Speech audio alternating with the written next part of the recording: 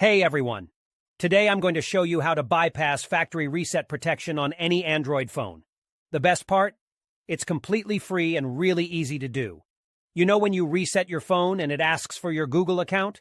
Well, with this method, we can bypass that step and gain full access to the phone. I've successfully done this on over 100 Android phones.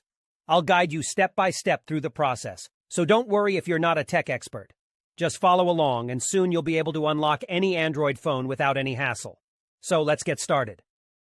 Okay, so the next step is to use this website to remove the factory reset protection lock from your Android phone. To do this, you'll need to provide 3 important details: your phone's exact model, its IMEI number, and a valid email address where you can receive notifications. Now you might be wondering how to find your phone's IMEI number. Well, there are several ways to do this. You can check the back of your phone, the original box it came in, or even your carrier's website. Your account details may also have the IMEI and serial number of your device. If you have a sales receipt or contract, you may find the IMEI and serial number there. If your phone has a removable battery, you can check underneath it for the IMEI or serial number.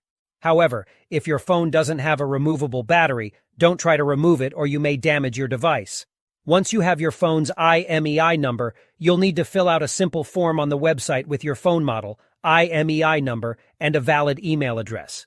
This is where you'll receive a notification when the factory reset protection has been removed. After you submit the form, your request will be processed, and you'll receive an email notification when the factory reset protection removal process is complete. I'll show you an example of what the email should look like by logging into my personal email account. Here's the email I received, saying that the factory reset protection was removed. Let's open it up together.